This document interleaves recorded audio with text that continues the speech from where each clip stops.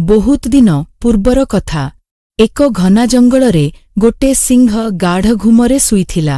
ସେଇ ସମୟରେ ଗୋଟେ ଛୋଟ ମୂଷା ଖେଳି ଖେଳି ସିଂହର ପିଠି ଉପରେ ଚଢ଼ିଗଲା। ସିଂହ ରାଗରେ ଉଠିପଡ଼ିଲା ଏବଂ ମୂଷାକୁ ଧରିନେଲା।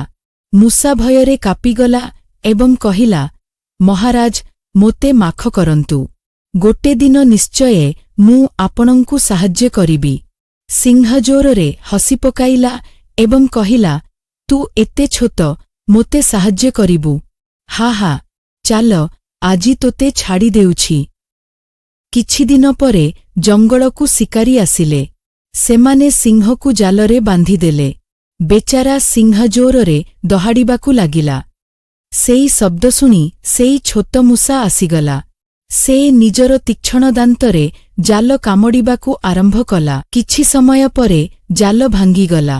ସିଂହ ଆଜାଦ ହେଇ ଖୁସିରେ ଉଠିଯାଉଥିଲା। ସିଂହ କହିଲା, ଧନ୍ୟବାଦ ମୋ ଛୋଟ ମିତ୍ର। ଆଜି ମୁଁ ବୁଝିଲି ଯେ କେହି ଛୋଟ କିମ୍ବା ବଡ଼ ନୁହେଁ। ସାହାଯ୍ୟ କରିବା ପାଇଁ ମନ ବଡ଼ ହେବା ଦରକାର। କାହାଣୀରୁ ଶିକ୍ଷା ପ୍ରତ୍ୟେକଙ୍କର ସାହାଯ୍ୟର ମୂଲ୍ୟ ଅଛି। କାହାକୁ କେବେ ବି ଛୋଟ ଭାବନି।